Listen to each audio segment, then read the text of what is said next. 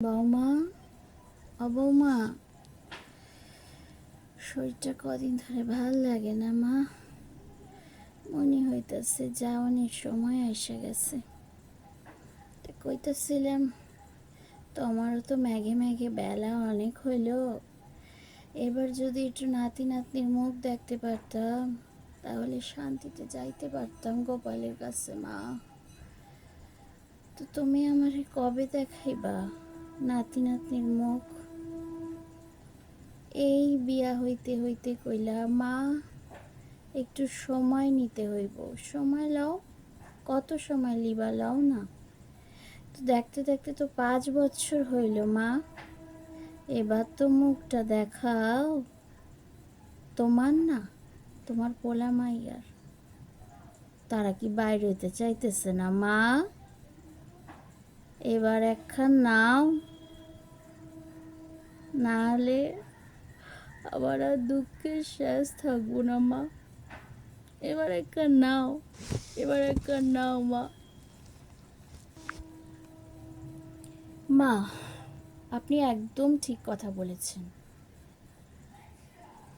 পোলা মাইয়া আমারও নেওয়ার ইচ্ছা আছে, কিন্তু কি বলুন তো মা, আমার মনে হয় আমাদের প্রত্যেকেরই একটা নির্দিষ্ট সময়ের জন্য অপেক্ষা করতে হয়। আমি যদি আজকে পোলা বা মাইয়া নিয়ে আনি, আপনি মুখে কইতাছেন যে আমার পোলা মাইয়ারে মানুষ করতে পারবেন, কিন্তু মা আপনি সেটা করতে ততটাও স্টেবল থাকবেন না। আজকে দেখুন না, আপনি আমার কাছে গল্প করেছেন যে আপনি যখন খাচ্ছিলেন, সেই সময় আপনার পোলা মাইয়া হাইগা ফেলাইছে। তো আপনাকে সেই সময় খাওয়া পাত থিকা উইঠা গিয়া তাদের সেই সমস্ত জিনিস পরিষ্কার করতে হয়েছে। তো তখন তো আপনার শাশুড়ি বাচ্চা ছিল মা, তো উনি কেন করেন নাই?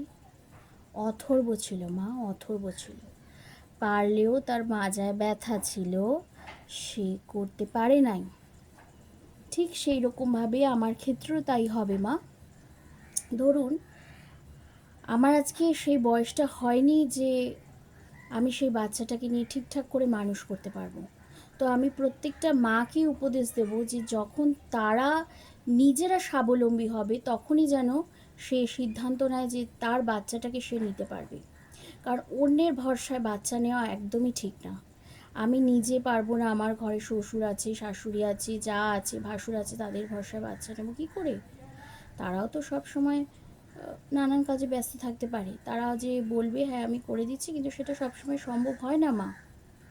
আর আমাদের মতো আজকালকার দিনে নিউক্লিয়ার ফ্যামিলিতে আপনাদের আত্মীয় স্বজনরা এদিক ওদিক চারিদিকে ছড়িয়েছে, সেখানে কি করে সম্ভব? আমি আজকে 5 বছর লাগুক, 10 বছর লাগুক, আমি তার পরেই নেব। কারণ আমি আমার সন্তানকে আমি নিজের আয়ত্ত থেকে বড় করতে চাই। আমি নিজে যখন স্বাবলম্বী হব আমি ঠিক তখনই বাচ্চা নিতে চাই। আমি এই মুহূর্তে স্টেবল নই, শারীরিকভাবেও না, মানসিকভাবেও নয়। এটা আপনাকে বুঝতে হবে। আপনি ভাবুন তো, যখন আপনি মাংস দিয়ে ভাতটা খাচ্ছিলেন সেই সময় কি আপনার ছেলে মেয়ের হাগামোতা পরিষ্কার করতে আপনার ভালো লেগেছিল? ঘেন্না লাগেনি? কিন্তু আপনি এসে হাত ধুয়ে আবার সেই ভাতটা খেয়েছেন। এবং আপনার শাশুড়ি পাশ থেকে কি বলছিল? বলছিল যে ইস, আমি হইলে আর খাইতামও না। এটা আপনি আমাকে বলেছেন মা, আপনার কষ্টের কথাটা আপনি আমাকে বলেছেন। সেটা একটা কষ্ট পেয়েছেন তো আপনি মনে, যে হ্যাঁ খাইতাম না, কিন্তু আপনার পেটে প্রচণ্ড পরিমাণে খিদে ছিল। ওরা আপনার ব্রেস্টফিড করতো, যে ব্রেস্টফিড করতো মানে পুরোপুরি হয়তো নির্ভর ছিল না, কিন্তু তাও তো করতো। তো আপনার পেটে খিদের তাগিদাতে আপনি সেই নোংরাটা পরিষ্কার করেও আপনি খেয়ে নিচ্ছেন, না আমাকে এটা খেতে হবে। ওদের তাগিদে, আপনার নিজের তাগিদে আপনি খেয়েছেন। কাজেই মা এইভাবে বলবেন না। ম্যাগে ম্যাগে বেলা তো অনেকেরই হয়েছে মা। তা আমি কি আপনাকে উল্টো কথাটাও শোনাতে পারি যে শাশুড়ি মা, ম্যাগে ম্যাগে তো অনেকেরই অনেক বেলা হইল, তা আপনি কবে যাইবেন? আমি কি বলতে পারলাম মা? না মা, এটা বলা কিন্তু অতটাও সহজ নয়। একটু বুঝুন, একটু ভেবে দেখুন।